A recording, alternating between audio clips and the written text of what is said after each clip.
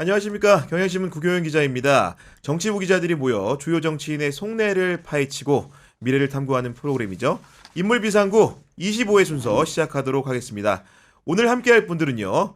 유유 시스터즈입니다. 유설이 기자, 유경선 기자 나오셨습니다. 안녕하십니까. 안녕하세요. 안녕하세요. 지난번에 이제 방송을 한번 하고 나서 주변의 반응이 좀 어땠는지 궁금한데 유경선 기자 어떤 얘기를 주로 들었습니까? 저는 다른 것보다 일단 저희 먼저 진행하시던 두 부장님들께서 너무나 저희에게 이렇게 호의 가득한 근데 견제인지 호의인지 모를 이런 말들을 너무 이제 하셔가지고 굉장히 촘촘하게 저희를 보고 계셨다는 사실에 굉장히 놀라면서 저도 앞으로 두 부장님들 방송을 열심히 봐야겠다, 더 열심히 봐야겠다라고 생각했습니다. 유설이 기자는 나름대로 그 첫 방송에서 대형 특종도 하나 공개를 했는데 주변에서 어떤 반응을 보였습니까? 그러니까 그게 노출이 많이 됐던 게 제가 이제 인물비상구 출연한다고 이제 주변에 따로 알리진 않았는데 이제 취재원들이 연락이 오는 거예요. 그래서 쇼츠 잘 봤다.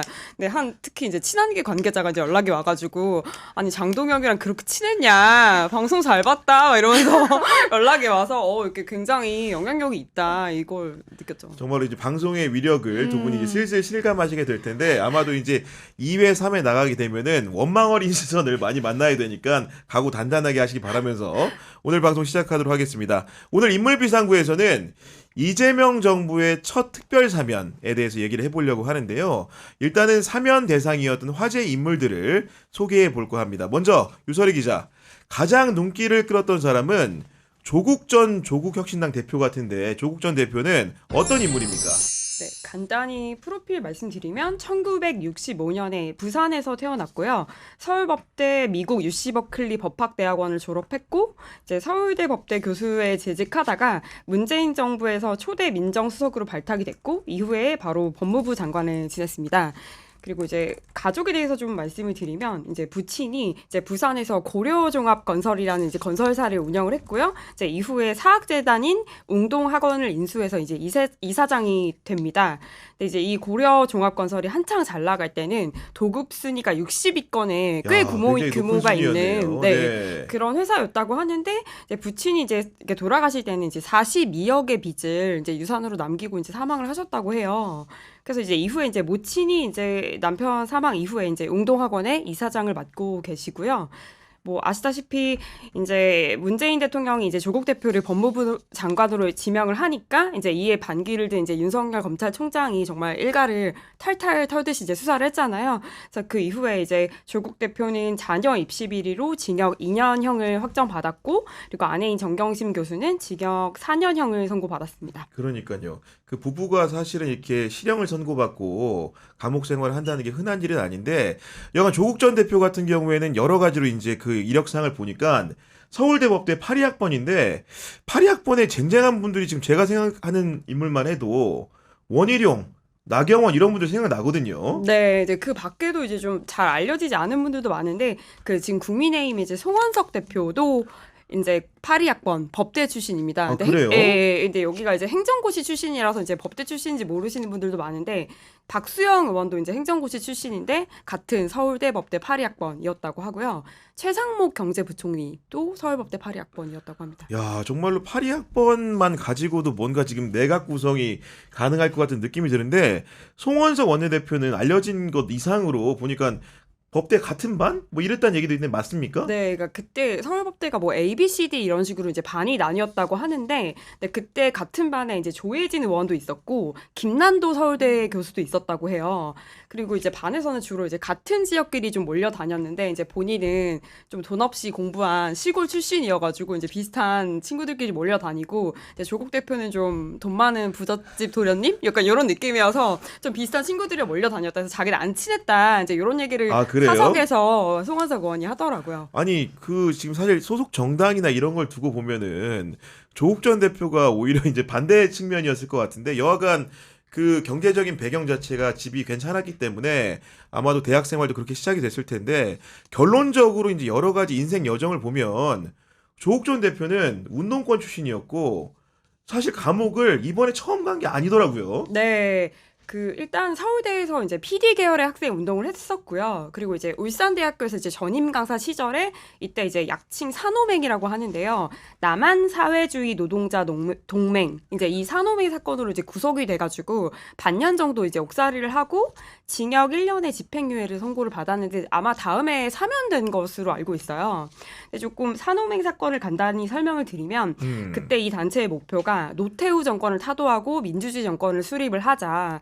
그리고 이제 진보적 노동자 정당을 만들자 이제 이런 목표로 이제 결성이 된 건데, 그러니까 1989년도에 서울 시내에 이제 유인물이 좀 뿌려지는 일이 있었어요. 근데 그 유인물의 이제 내용을 보면 우리는 이제 자본자 계급을 향해서 계급 전쟁을 선포한다 이제 이런 내용이 이제 적힌 게 쫙 이제 유포가 되면서 수사가 이제 이뤄진 건데, 근데 이 산호맹을 당시 이제 주도했던 이제 사람이 박노해 시인인데 이제 당시 이제 국부법 이제 위반으로 무기징역 선고받고 이제 조국 대표도 이제 이렇게 당시에 강령 연구실장이라는 걸 맡았었대요. 강령 연구실장. 네, 그걸 맡아서 이제 집행유예를 선고받은 거죠. 야, 그 계급 전쟁을 선포하는 그런 산호맹이라는 조직에서 강령 연구실장을 맡았다고 한다면은 그야말로 브레인 중에 브레인이었을 것 같은데, 어쨌든 간에 그 이후의 행보를 보면 학계에서 꾸준하게 교직 생활을 했던 것 같고, 그러다가 갑자기 본격적으로 정치에 발을 담그게 됐는데 그 계기는 무엇입니까?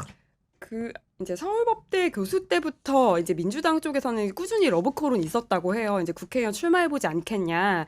근데 이제 언론에 이제 주목을 받게 된 게 2012년 대선부터인데요. 근데 그때 문재인 대통령을 이제 공개 지지를 했는데 그때 TV 찬조 연설에 출연하면서 그때 이제 언론에 좀 큰 주목을 받았었고요. 그 2015년에 이제 민주당의 전신인 새정치민주연합의 혁신위원으로 참여를 하면서 본격적으로 정치권에 발을 들이게 됩니다.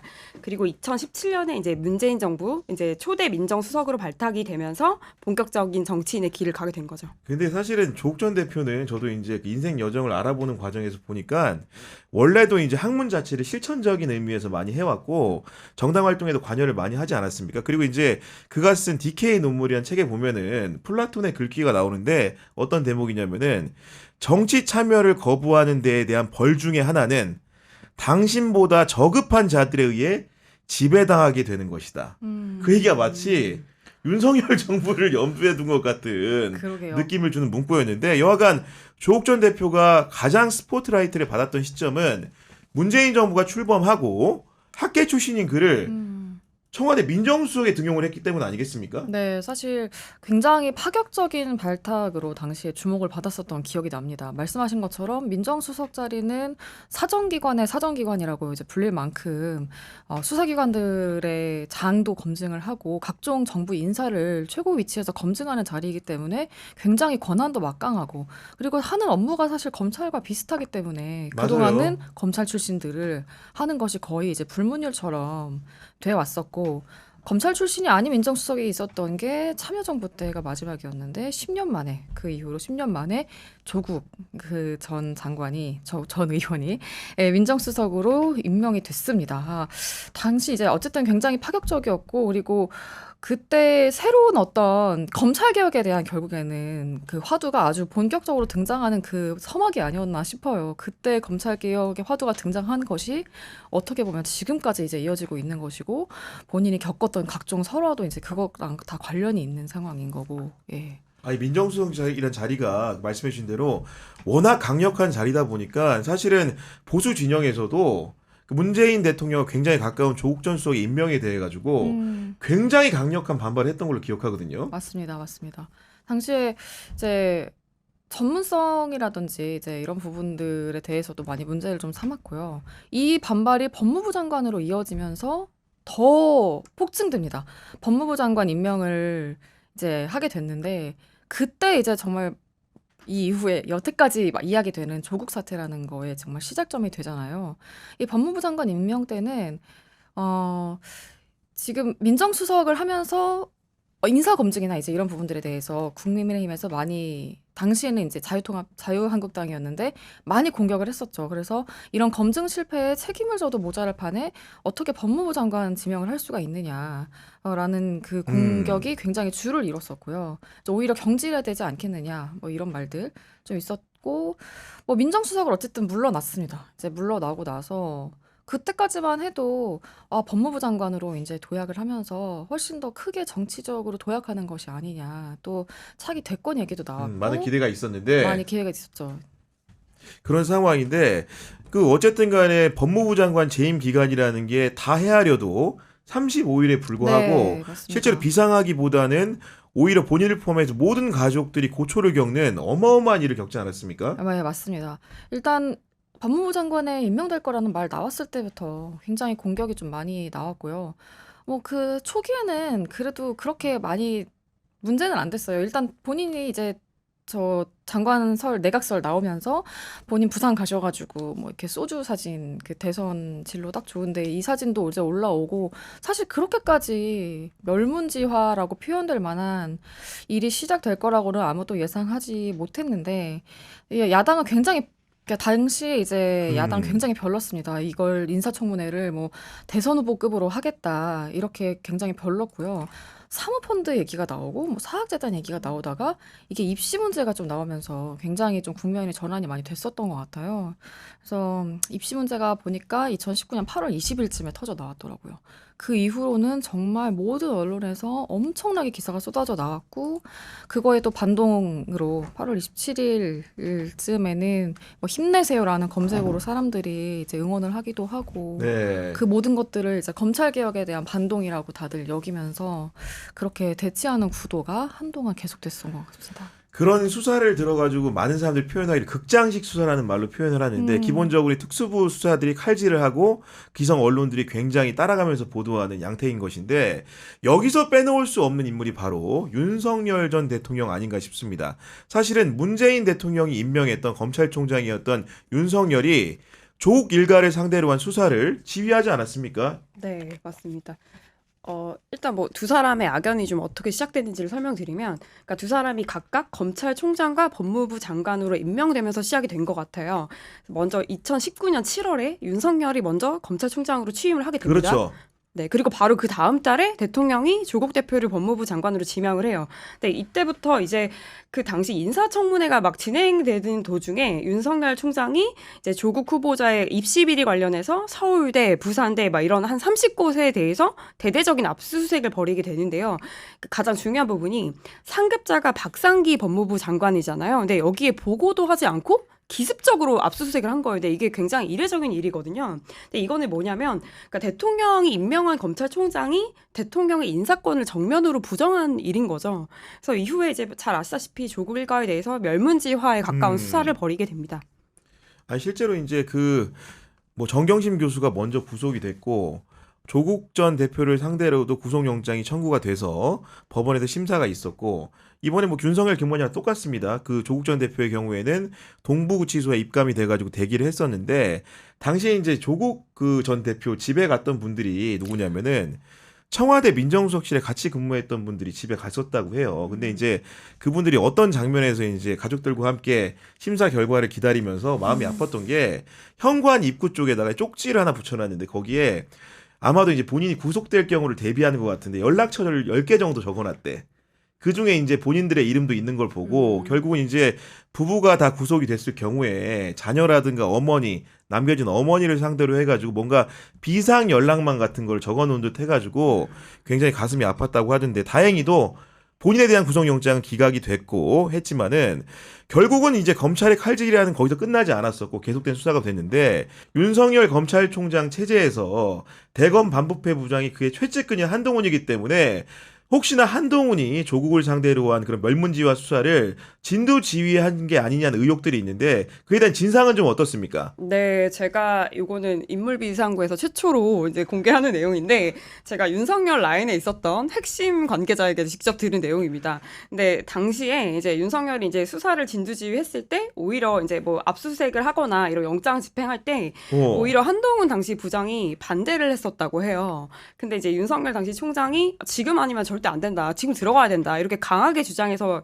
들어갔다고 하더라고요. 그렇구나. 네. 저 같은 경우에도 같은 얘기를 들었고 실제로 윤석열 검찰총장이 당시에 서울중앙지검 지휘부랑 직통을 하면서 이제 수사를 이제 이렇게 이끌었다는 얘기를 저도 전해드린 적이 있는데 여하간 이제 조국 수사를 통해서 알 수 있었던 것은 윤석열의 이제 진면모가 드러났다. 그래가지고 이제 사후에 조국과 그를 따르던 사람들의 구술한 기록이나 기록된 책들 같은 것들을 보면은 당시에 검찰총장이라는 게 후보 추천위가 있지 않습니까?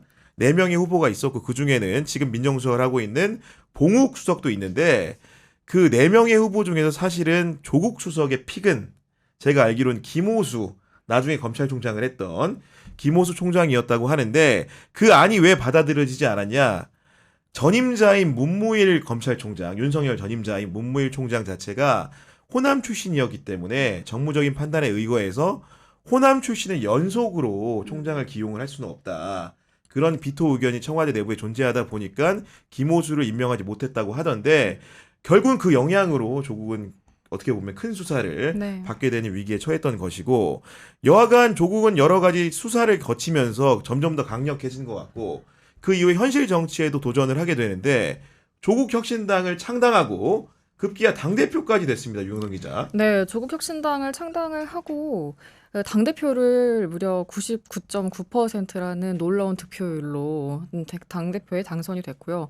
또 이제 무엇보다 값진 거는 그 이후에 치러진 총선에서의 승리였던 것 같습니다. 그러니까 12석이라는 성과를 거둔 거는 굉장히 이제 괄목할 만한 성과라고 할 수가 있었고요. 굉장히 강력한 그 총선 승리를 위해서 전국적으로 뛰어다녔던 모습이 굉장히 맞습니다. 기억이 납니다. 그러면서 굉장히 돌풍을 일으켰고 그리고 지지율도 신생당인 것에 비하면 굉장히 높게 나오면서 야 정말 조국이 이 지금 새로운 어떤 흐름의 선봉 등장에 섰구나 이런 느낌들을 유권자들한테 굉장히 많이 줬던 것 같아요. 그리고 총선 문구 같은 경우에도 좀 심심한 문구보다는 되게 좀 파격적인 문구들이 많았던 것 같은데 뭐 디올 말고 구찍 뭐 이제 9번이었으니까 비례를 이제 그쵸. 맞아, 네. 그리고 또 지민비조라는 말도 있었잖아요. 지역구는 민주당 찍으시고 비례는 조국혁신당 이런 말도 있었고 또 좌파도 우파도 아닌 이번엔 대파가 심판하는 선거다라든지 이제 이렇게 좀 굉장히 유권자들한테 확 각인되는 문구들로 어필하면서 총선 전략을 짰던 것 같아요. 그리고 실제로 10석 이상을 득표를 했고 네. 그리고 이제 물론 이제 앞으로 과제도 남았을 거고 그 후에도 얘기하겠지만 원내 교섭단체가 되는 것을 지금 목표로 하고 있는 것 같습니다. 예. 어쨌든 간에 그 굉장히 총선 지역 내에서는 조국 전 대표를 필두로 해가지고 돌풍을 일으켰다고 해도 과언이 아닌 것이고 그런 정당 지지세라는 것이 항구적으로 유지될 것 같았지만 조국 전 대표가 기본적으로 이제 앞서 있었던 검찰의 기소에 의해서 재판을 받았고 그해 12월에 징역 2년이 확정이 돼가지고 영어의 몸이 되다 보니까 그 이후에 정당의 그런 혁신 방향이나 이런 것들이 약간 미미해진 경향이 없지 않거든요. 사실 뭐 특별사면 전까지는 앞으로 사실 향후 얼마나 정치를 언제부터 다시 할 수 있을지의 여부도 되게 불투명했고 그리고 조국 혁신당은 당 이름부터가 사실은 너무나 그 조국 전 대표로 확실하게 각인됐던 당이기 때문에 당도 어떻게 보면 사실 좀 구심점을 잃은 측면 또 존재감을 좀 더 잘 드러내기 어려운 측면들이 지금까지 이어졌던 것 같은데 이제 조국 대표가 전 대표가 뭐 정말 다시 당 대표로 복귀를 할지 이제 이런 부분들을 많이 주목해봐야 될 것 같습니다. 그러니까 어쨌든 간에 이번에 8.15 특별사면을 통해서 조국 전 대표가 풀려났기 때문에 많은 사람들이 주의를 기울이는 측면은 조국 전 대표가 언제 정치 일선에 복귀를 할 것인가 그 시점에 대한 저울질이 많은데 유설희 기자는 어떻게 전망하고 있습니까?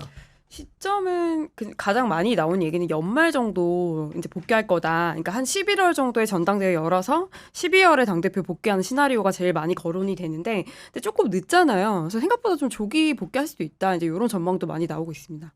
그런 상황인 것 같은데 저도 조국혁신당 사람들 얘기를 들어보면은 복귀 시점을 두고는 굉장히 분분하기는 하더라고요. 왜냐면은 그 뭐 10월엔 뭐 국정감사가 있다는 얘기도 있고 그 앞엔 또 추석도 있기 때문에 그런 일정들을 피해가지고 11월에 전당대회를 열어가지고 기존 지도부의 임기를 종료시키고 조국 전 대표를 다시 전면에 내세우는 방식으로 내년 지방선거를 준비한다 이런 그 모습 같은데 여하간 그 조국 전 대표의 변수가 정치 복귀 시점이 중요한 것은 그 내년 6월 지방선거에서 조국혁신당이 또 한 번 파란을 일으킬 가능성도 배제할 수 없기 때문인 것이고 그 얘기는 것은 국민의힘이라는 정당이 지리멸렬한 상황 속에서 자칫 민주당과 조국혁신당의 그런 그 경쟁 구도가 적어도 호남 지역에서 있을 수 있지 않겠느냐 이런 관측 나오는 거거든요. 네, 지난 그 4월에 담양 그 보궐선거에서 담양 군수 선거를 이제 조국혁신당 후보가 민주당 후보를 이긴 전례가 사실 있고요. 말씀하신 것처럼 국민의힘이 굉장히 지리멸렬한 상황이기 때문에 그리고 또 민주당이 중도에서 이제 좀 어떤 우파 포지션을 만약에 가져간다면 조국혁신당은 정말 그 비어있는 어떤 왼쪽의 진보의 자리 이 부분들 잘 선점하는 방향으로 좀 독자 노선을 할 수 있지 않을까 이렇게 생각을 해볼 수도 있고 하지만 또 이제 열린우리당 때도 생각이 좀 나더라고요. 사실 열린우리당도 굉장히 예전에 독자 노선을 추구를 했지만 결국엔 대선을 앞두고 좀 힘을 합쳐야 한다라는 판단 하에 합당을 좀 또 하기도 했고 또 지금도 여전히 합당 얘기는 나오고 있기 때문에 두 당 간에 그래서 이 부분은 앞으로 이제 그 범여권 진영이 음. 얼만큼 효과적으로 이 지금 세력화할 수 있는지에 대한 그 판단에 따라서 좀 달라질 수 있지 않을까. 그러니까 네. 기본적으로 이제 그 지금 민주당의 대표는 정청래 대표고 만약에 조국혁신당이 다시 전당대회를 열어가지고 조국 전 대표를 새로운 대표에 임명을 한다고 한다면은 지형 변화가 굉장히 예상되는 부분이 조국이 가장 어려울 때 그 원외에서 가장 큰 응원을 보낸 사람이 정청래 대표거든요. 맞습니다. 그렇기 때문에 양당의 대표가 굉장히 우군적인 요소를 가진 두 사람이 결합할 수 있는 요인이 생겼기 때문에 경우에 따라서는 내년 6월에 지방선거의 경쟁을 전망하는 사람도 있지만 그 전에 정청래와 조국이 화학적 결합을 통해서 이재명 정부를 뒷받침하는 그 선명한 여당으로서의 정체성을 가지면서 새로운 통합의 모습을 나타낼 수도 있다. 이런 전망도 함께 나오는 것인데 기본적으로 조국혁신당 내부에서도 그렇기 때문에 우리가 여당 전략을 선택해야 되는지 야당 전략을 선택해야 되는지 이런 고민점이 많을 것 같거든요. 결국은 그러니까 조국혁신당이 지금 이제 적폐청산 국면이잖아요. 그러니까 제3정당으로서 선명성을 좀 보여줘야 되는데 정청래 대표가 워낙 강성 개혁 이미지잖아요. 그러니까 제가 봤을 때 좀 조국혁신당이 갈 곳을 좀 잃은 느낌?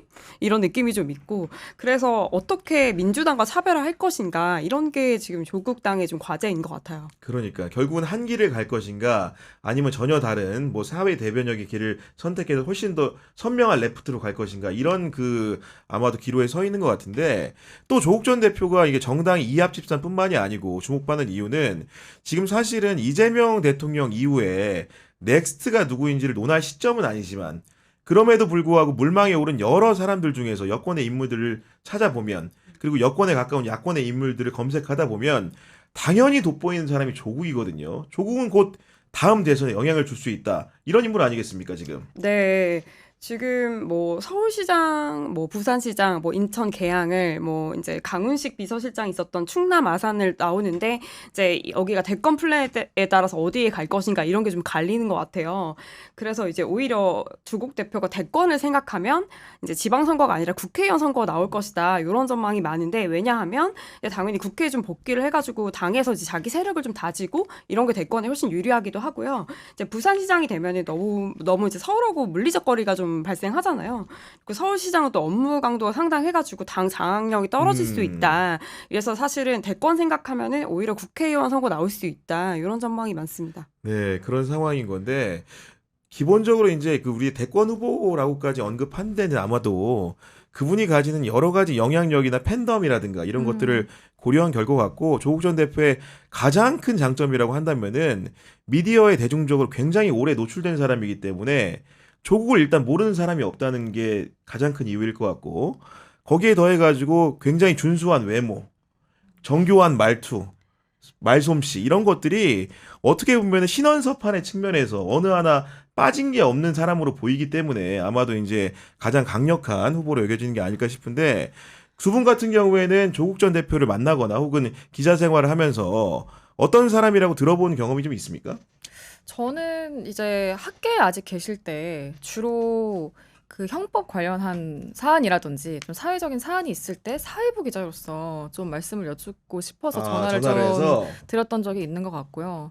정치인이 되고 나서는 사실 저는 이제 국민의힘 쪽을 출입을 했기 때문에 만나 뵙지는 못했는데 다만 좀 느껴진 거는 학자로서 말씀을 하실 때는 굉장히 좀 엄청 딱딱하고 아주 좀 되게 선비같이 좀 말씀을 하신다고 해야 될까요? 좀 그런 느낌이 있었는데 정치인이 되고 나서는 그런 언어를 좀 많이 내려놓은 것 같고 그거를 결정적으로 좀 느꼈던 거는 이제 그 총선 유세를 다니면서 부산에서 굉장히 이제 그 고마 치아프라 이제 이런 그러니까 예, 네. 그런 파격적인 학자로서는 되게 쓰지 않을 것 같고 본인의 예전 이미지를 생각했을 때 되게 구수하지 않을 것 같았던 언어를 말을 했고 또 실제로 기자들한테 말을 하실 때도 그렇게 이제 유세를 다니면서 에너지를 얻고 구사한 적 없었던 용어를 쓰는 것이 자기를 되게 많이 변하게 했다고 말을 했다고 하더라고요. 예. 그런 평가를 듣는 거고 우리 유설이 기자는 좀 어떻게 조국 전 대표를 알고 있습니까? 저는 따로 뭐 식사를 하거나 대화를 해본 적은 없고 제가 사실 법조 출입할 때 이제 그때 조국 대표 일가 재판을 취재를 하면서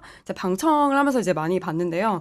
근데 좀 외모 얘기를 안 할 수는 없을 것 같은데 그러니까 그때 솔직히 기자들이 이제 조국 대표의 이제 외모를 보고 굉장히 깜짝 놀랐다.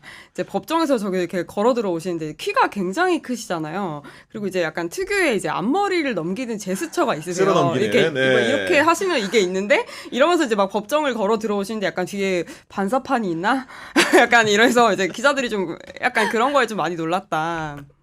아니 저는 이제 경향 TV에 직접 출연을 하셔가지고 인터뷰를 해본 적이 있는데 제가 지금까지 인터뷰했던 사람 중에 가장 인상 깊은 사람이고 왜냐면 기본적으로 물론 뭐 질의응답을 준비해서 오지만은 앵커의 그 자의적인 기준에 의거해서 여러 가지 변형될 질문을 던지는데 굉장히 그런 수려한 답변을 했고 수려한 답변이라는 거는 그 컨텐츠를 얘기하는 게 아니고 문법에 맞는 답변을 하기가 생각보다 방송 중에 쉽지가 않은데 앞뒤가 딱 떨어지는 답변을 하는 거 보고 이분이 굉장히 여러 경험이 있는 분이다라는 생각을 했었고 그래서 왜 그런지 여러 가지 에피소드를 좀 알아보다 보니까 이분이 기본적으로 한겨레 신문에서 인터뷰를 직접 한 적이 있어요.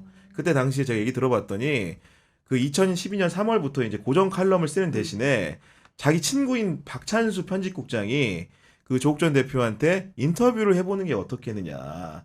칼럼 쓰는 것보다 사람 만나서 인터뷰하는 게 더 쉽다고 꿰는 거예요. 실제로 여러분들 아시지만은 칼럼보다 인터뷰가 더 어렵거든요. 어렵죠. 그럼에도 불구하고 수락을 해가지고 우리 한국 사회 다방면에 있는 사람들을 만났는데 실제로 제가 가장 눈여겨봤던 것은 이효리랑 인터뷰한 거. 그러니까 이효리가 사실은 그 MB 정부 때였는지 박근혜 정부 때였는지 인터뷰 시기는 제가 정확히 기억은 안 나는데 영화 보수 정부 때 한겨레 신문과 인터뷰를 하는 것도 사실 어려운 일이었는데 더군다나 문재인 그 당시의 대선 후보라는 명확한 지지 성향을 가지고 있는 인물과 인터뷰하는 거는 더 부담이었거든요. 근데 그 인터뷰 내용이 참 좋았던 게 이효리가 가지고 있는 녹색 가치 그리고 여성주의적인 가치들을 굉장히 잘 뽑아내더라고요. 그 얘기는 뭐냐면은 이분이 산호맹 수준에서의 고루한 PD 사상가가 아니고 노동운동 지향적인 사상가가 아니라 굉장히 다채로운 진보 성향을 포괄하는 인물이구나. 그렇기 때문에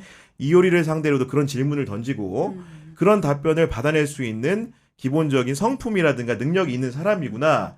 이런 걸 보면서 제가 이분이 괜찮다고 생각을 했던 거고 결국은 그때 인터뷰했던 많은 인물들을 통해 가지고 본인 스스로도 그런 상대방과 대화하는 능력이라든가 그 언수를 발휘하는 것들이 능력이라는 것이 뭔가 절차 탕마가 된 게 아닌가 좀 싶다는 생각이 좀 듭니다. 개인적으로는. 그렇다는 말씀을 좀 드리고 이어서 조국 전 대표와 함께 이번에 사면 대상에 오른 인물 중에 가장 눈길이 가는 분은 누가 뭐라고 하더라도 최강욱 전 의원인 것 같은데 네. 유병선 기자, 최강욱 전 의원은 어떤 분입니까? 네, 최강욱 전 의원은 1968년 5월 5일 전북 남원 출생이고요. 서울대 법대 출신입니다. 서울대 법대 법학대학원을 졸업을 해서 그 이후에도 쭉 관련해서 활동을 하셨고요. 그 가장 좀 눈에 띄는 거는 아무래도 군법무관 출신이라는 점인데 이때 활동 이력이 이후에 활동의 기반 자산을 만드는 그런 경험들이 되었습니다. 또 방문진 이사 이력이 있습니다. 네. 방송문화진흥회 이사. 네, 네. 네. 그리고 문재인 정부에서 대통령 비서실 또 민정수석실에서 공직기강 비서관으로 발탁이 되어서 이제 일을 하다가 수사선상에 올랐죠. 수사선상에 올랐다가 이제 국회의원 출마를 하고 열린민주당 대표를 하고 21대 국회의원이 됐습니다. 예. 그러니까 이분 같은 경우에도 굉장히 그 인생 역정이 다채로운 것 같은데 일단 최강욱 전 의원 하면은 군법무관 시절에 명성이 굉장히 높았다고 하던데 맞습니다. 어떤 일 때문에 그랬습니까? 무려 장군을 이제 2명이나 날렸다. 이걸로 굉장히 처음에 이제 이름을 알리게 되었는데 군법무관 시절에 창군 이래 처음으로 그 대장 2명을 구속한 사람이라고 합니다. 2004년 1월에는 그 부대 예산과 공금을 횡령한 의혹으로 창군 이래 최초로 현직 대장이 구속 기소가 됐는데 이걸 이끈 게 이제 최강욱 당시 군 법무관이었고요.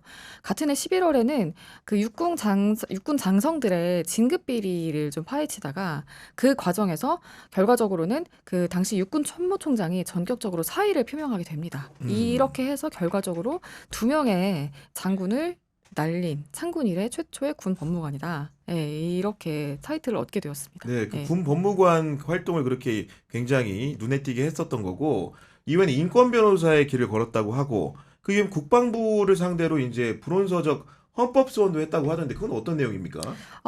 그 국방부가 이제 23권의 불온서적을 지정을 해서 이 부분에 대해서 이 당시 이제 군 법무관들 최강욱 그 전 의원은 이제 군 법무관을 이제 그만두고 말씀하신 것처럼 변호사 활동을 하고 있었던 때에 그래서 이제 이 군 법무관들이 헌법 소원을 제기를 합니다. 그래서 이제 그 과정을 최강욱 전 의원이 이제 대리를 했던 건데, 이거를 군 내에서는 항명으로 생각을 해서 이 당사자들에 대한 굉장히 좀 그 징계를 하려고 했고, 그 중에 한 분은 실제로 최근까지도 비교적 한 4, 5년 정도까지도 10년 넘게 쌓아오셨더라고요.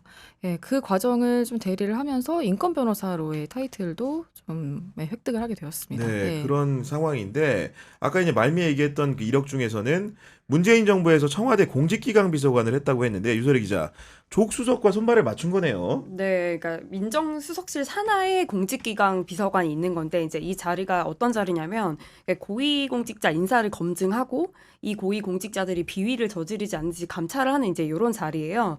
근데 좀 재밌는 부분이 그때 최강욱 당시 비서관이 윤석열이 검찰총장으로 부적격하다 이런 보고서를 2번이나 냈다고 하더라고요. 아니 그러면 불현듯 드는 생각이 그럼 윤석열을 총장으로 추천한 사람은 도대체 누군 겁니까? 제가 좀 열심히 알아봤는데, 그러니까 사실은 그게 더 중요할 것 같아요. 그러니까 윤석열은 서울중앙지검장으로 먼저 발탁이 됐다가 검찰총장으로 된 사람이잖아요. 그래서 정권 초에 이제 누가 윤석열을 서울중앙지검장으로 추천했냐, 요게 중요한데, 요거 좀 이제 당시 청와대 출입 기자들한테 물어봤는데 이제 구체적으로 알려져 있진 않고, 근데 이제 조국 대표가 나중에 얘기한 바에 따르면 정권 초부터 이미 서울중앙지검장에 아예 내정이 되어 있었다고 하더라고요, 윤석열이. 근데 이제 이런 식으로도 알려져 있어요. 그러니까 조국 대표가 추천한 거 아니냐 이렇게도 알려져 있는데, 그러니까 뭐 아까 이제 선배도 네. 말씀하셨지만 당시 이제 김호수 차관이랑 봉욱 차관 요 정도 좀 염두에 두고 있었다고 해서 사실이 아니고요. 그러니까 이제 뭐 제가 상황을 제가 아는 것들을 좀 설명을 드리면은 그 문재인 대통령은 윤석열을 왜 검찰총장을 시켰냐? 그럼 문재인 대통령의 뜻이 맞습니다. 그리고 그럼 누가 문재인 대통령한테 부채질을 했냐? 문재인 대통령과 가장 가까운 사람들이 부채질을 한 거죠. 그 범주 안에 조국 수석은 크게 없었다는 말씀을 제가 단언코 드릴 수 있는 것이고 조국 수석 같은 경우는 제가 파악한 바로는 그 4명의 후보 다시 열거를 하면은 윤석열, 김호수, 봉욱, 이금로 중에서 최종적으로는 김호수를 선호했던 게 맞는 거고 아마도 최강욱 그 전 비서관이 전 의원이 누구를 선호했는지는 저는 잘 모릅니다. 여하간 그 조국의 픽은 그랬다는 말씀을 드릴 수 있을 것 같고 그러면 조국이라는 사람은 문재인이 윤석열을 임명하는 과정에서 왜 적극적으로 뜯어 말리지 않았는가? 그거는 본인이 속았다고 하는 내용들이 있어요. 저도 이제 들어보면 왜 그랬냐? 민정수석이기 때문에 당시 총장 추천위원회에서 추천한 4명의 사람들을 직접 인터뷰를 하거든요. 가장 중요했던 거는 문재인 정부의 검찰 개혁을 완수할 수 있는 사람이냐? 네가 총장이 되면 그 개혁을 위해서 무엇을 할 것이냐 물었을 때 윤석열이 거짓말을 너무 수려하게 잘한 거죠. 윤석열은 심지어 당시의 화두는 검경의 수사권 조정 정도였는데 수사권 조정뿐만이 아니고 수사와 기소 분리라는 지금 이재명 정부의 시대 과제까지 본인이 적극적으로 동의를 했고 거기에 더해서 공수처 설립에 대해서도 창사홍의 입장을 표명을 했대요. 그러다 보니까 그 윤석열을 면담한 쉽게 면접을 본 조국도 속아 넘어갔다라는 게 중평인 건데 결국은 남을 속인 대가로 본인은 검찰총장이라는 자리에 갔고 끝내는 대통령에 이르는 굉장히 기이한 현상까지 이르게 된 것인데 여하간 그 최강욱 전 비서관 같은 경우에도 조국 전 수석의 자녀 입시 비리에 연루된 혐의로 기소가 돼서 물러나게 된 거 아닙니까? 네, 그렇습니다. 2023년 3월 16일 그 방금 말씀하신 조국 전 장관 자녀 입시 비리에 연루된 혐의로 기소가 되어서 결국에는 사의를 표명을 했습니다. 사의를 표명을 하고 그러고 나서 바로 이제 열린민주당의 비례대표 공천을 신청을 했어요. 열린민주당 측에서는 당원 투표를 통해서 결국 비례대표 2번의 순번을 부여를 했고 당선권에 들어서 국회의원이 되었습니다. 이제 의원이 되고 나서 당대표에 단독으로 출마를 해서 당원 찬반 투표 99.6%라는 되게 압도적인 찬성률로 당대표에 당선이 되었고요. 2022년에 열린민주당, 더불어민주당 합당하면서 더불어민주당 최고위원 자리에 합류를 하다가 대법원에서 형이 이제 확정이 되면서 의원직을 상실하게 되었습니다. 네. 어쨌든 뭐 최강욱 전 의원 같은 경우에는 의정활동 기억나는 거 굉장히 많은 게 사실은 한동훈 전 장관과 대척점에 서가지고 논쟁하는 모습들을 우리 국민들이 많이 TV를 통해서 봤던 것 같고 여러 가지 의정활동도 굉장히 정력적으로 했던 분인데 여간 그분이 이제 나중에 이런 여러 가지 검찰의 기소로 인해 가지고 자리에서 물러나게 되고 결국은 이제 정계 복귀의 기회를 언제 얻나 싶었는데 이재명 대통령이 특별 사면을 단행하면서 그런 기회를 생각보다 빠르게 얻었고 그러면서 소회를 밝힌 게 있다면서요? 네, 페이스북에 더 성찰하고 착하게 살겠다. 근데 사실 뒤에 내용이 더 중요하죠. 윤두머리는 절대 용서하지 않겠다. 그러니까 윤석열 내란 우두머리는 그 뜻인데 이렇게 남겼죠. 또 한 쌍이 들어가고 조국은 나옵니다. 이렇게 그 이후에도 한 번 더 올리셨더라고요. 그래서 굉장히 그러니까 이게 굉장히 보면 흐름이 참 이거를 오묘하다고 해야 될지. 아무튼 지금 조국 전 대표 부부가 다 같이 이제 사법 처리를 받게 되었고 또 조국과 최강욱도 둘은 굉장히 이제 역시나 서울대 법대의 인연으로 오랫동안 연이 깊었잖아요. 그런 상태에서 같이 한 건에 연루되어서 사법 처리가 되었다가 이렇게 바톤 터치하는 마치 이런 느낌으로 이렇게 그들이 계속 싸우고 좀 공격하고 그 부당함을 굉장히 꾸준하게 어필했던 대상이 이제 이렇게 또 구속되어 맞아요. 들어가고 네. 이런 것들이 참 아니 그리고 결정적으로 지금 이제서야 정의 구현이 돼가지고 김건희가 구속이 됐는데 가장 오래된 사건인 도이치모터스 주가 조작 의혹을 고발한 당사자가 최강욱이고 맞습니다. 그 이후에 이제 재기수사 명령을 고검에서 이끌어내가지고 특검 수사까지 꼬리를 식힌 게 바로 최강욱 전 의원이기 때문에 그런 공은 정말로 치하를 할 수밖에 없다는 생각이 드는 건데 여간 이재명 정부에서 최강욱 전 의원을 이렇게 사면해준 이유는 어떤 배경이 좀 있을까요? 검찰개혁이라는 키워드를 빼놓고 말하기는 굉장히 어려울 것 같습니다. 사실 2017년 6월부터 이미 그 손혜원 전 의원 또 이제 김남국 전 의원이랑 함께 사법개혁을 위해서 검찰 알아야 바꾼다라는 팟캐스트 방송을 진행하기도 했었고요.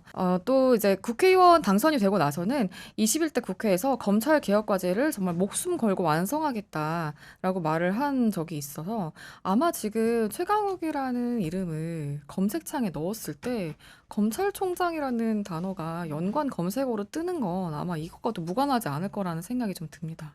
네. 아니 그러면 지금 당장 얘기를 드리면 궁금한 거는 최강욱 전 의원의 검찰총장설이 뭐 자동 검색어가 완성될 정도로 사람들의 사이에서 많이 회자가 된다는데 실제로 총장이 될 수 있습니까?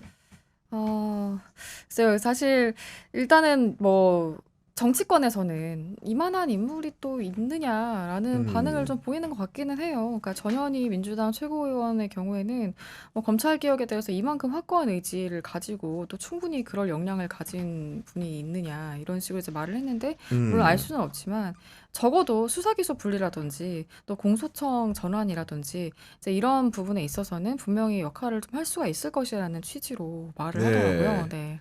우리 유설이 기자는 좀 어떻게 전망을 합니까? 저도 이 대통령이 꽤 심도 있게 검토하지 않을까라는 생각이 드는 게 왜냐하면 대통령이 지금 원하는 수준의 검찰 개혁을 완성할 수 있는 사람이 누굴까 했을 때는 사실 최강욱 의원밖에 좀 떠오르지 않거든요. 그래서 그런 취지에서 꽤 가능성이 높지 않을까 이렇게 보고 있습니다.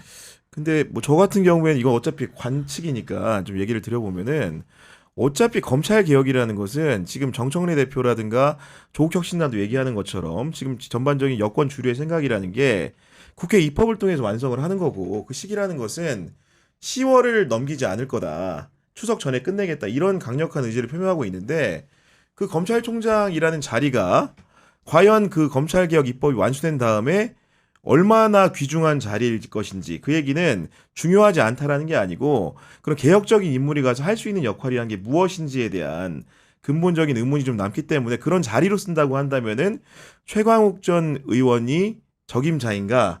라는 개인적인 좀 의문이 드는 것이고, 왜냐하면 결국은 개혁이 있은 다음에는 기존에 있는 조직을 1년간의 유예기간을 통해서 어르고 달래고 공소청으로 이끌어가고 일부는 중대범죄수사청으로 또 인소를 해야 되기 때문에 어떻게 보면은 개혁 인사가 필요하다기보다는 그 조직을 아우르고 뭔가 이끌어갈 수 있는 기존의 이제 검찰 정체성이 일부는 남아있는 사람을 임명하는 게 조직 안정의 측면이라든가 개혁 이후의 상황들을 대비하는 데는 조금 더 수월하지 않을까라는 생각을 갖고 있기 때문에 이재명 정부 역시도 그런 정도의 상황 판단을 할 것 같고, 그런 의미에서 개혁이 만약에 필요하고 1년 동안의 과제가 있고 1년 뒤에 완수할 사람이라면 최강욱을 보내겠지만, 그 아마도 입법이 완성되고 뭔가 그걸 수습하는 사람으로는 최강욱 전 의원이 그렇게 적합한 인물은 아닌 것으로 보인다. 그렇기 때문에 개인적인 관측으로는 최강욱 전 의원이 총장 될 확률은 굉장히 낮다고 봅니다.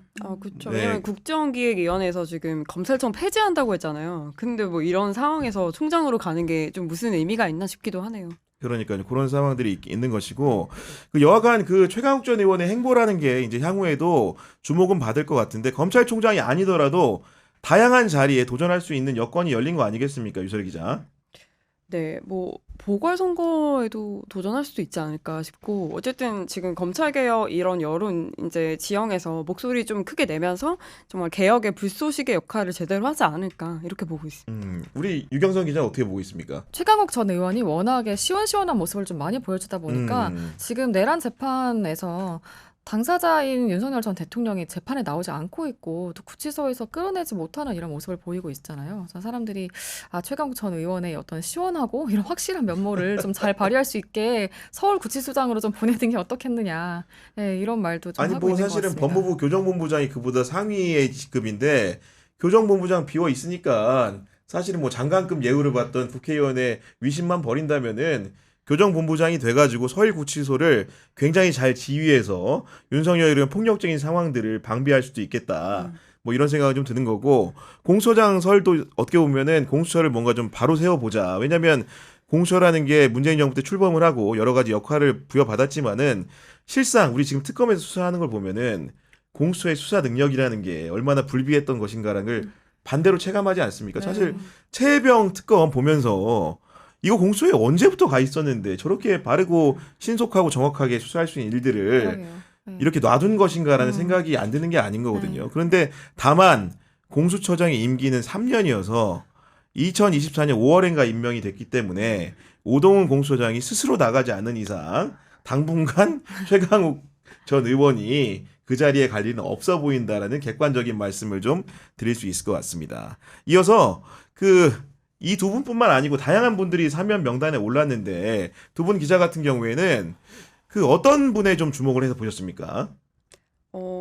저는 이제 특별히 뭐 한 사람을 주목한다기보다 이제 컨셉에 좀 주목을 했는데, 그러니까 공통점이 있잖아요. 그러니까 윤미향 의원도 그렇고 김은경 전 환경부 장관, 백원우 전 민정비서관이 다 윤석열 검찰총장 때 수사를 받고 이제 재판에 넘겨진 사람들이니까, 그러니까 윤석열 검찰 수사의 피해자들을 구제한다. 그러니까 이런 컨셉으로 사면 대상자들을 선정한 게 아닌가, 그런 생각이 들었습니다. 마지막으로 인물비상구의 시그니처 코너죠. 한 줄평 듣는 것으로 프로그램 마무리하도록 하겠습니다. 먼저 유설 기자 부탁드립니다. 네, 먼저 조국 대표 관련해서는 이제 조국의 시간이다. 그러니까 조국의 시간이 조국 대표가 낸 책 이름이기도 해요. 근데 제가 법조 출입할 때 이제 조국 대표 재판을 챙겼을 때 그때 굉장히 유명한 명언이 하나 나왔었는데, 그때 정경심 교수의 변호인이 이제 재판 시작됐을 때 이제 이런 얘기를 했어요. 이제 법원의 시간이다. 그러니까 검찰 수사에서 이제 못 밝혀진 그런 진실들이 이제 법원에서 밝혀질 수 있다. 이제 그래서 이제 이게 언론들이 굉장히 대서특필하면서 이제 유명해진 말인데, 이제 윤석열에게 멸문지화를 당했던 조국이 어떻게 이제 윤석열 내란 세력을 청산하고 이런 데 도움을 줄지, 이런 게 굉장히 활약이 기대된다. 네, 유경선 기자도 한 줄평 부탁드립니다. 네, 저는 이제 조국 전 대표는 이제 정말 모든 굴레를 다 벗었잖아요. 본인이 정치 활동을 할 때 계속 장애물이 되었었던 이런 것들이 광복절 기회에 다 사라지는 것이기 때문에 이제는 정말 조국의 비전을 보고 싶다. 조국의 정치 비전을 정말 보여줄 때라는 그 말을 좀 하고 싶습니다. 본인이 이제 감옥에 있는 동안 공부를 많이 했다고 하잖아요. 그래서 책을 보면 다방면에 있어서 좀 고민을 한 것 같아요. 청년 문제라든지 뭐 경제 그렇죠. 문제라든지 네. 이제 그런 부분에 대해서 정말 좀 정책적인 비전이나 좀 본인이 생각하는 어떤 정치관 이런 것들로만 이제는 승부를 좀 할 수 있지 않을까 그런 면에서 이제는 정말 비전을 보여줄 때라는 말을 하고 싶습니다. 네, 알겠습니다. 정치부 기자들의 본격 정치인 사담의 인물비상구는 여러분과 함께 만드는 프로그램입니다. 경향TV 커뮤니티를 방문하셔가지고요. 보고 싶은 정치인, 듣고 싶은 정치인 이름을 적어주시면 저희가 정성껏 참고해서 방송하도록 하겠습니다. 지금까지 유유시스터즈 유설희 기자, 유경선 기자와 함께했습니다. 오늘도 함께해준 여러분 감사합니다. 감사합니다.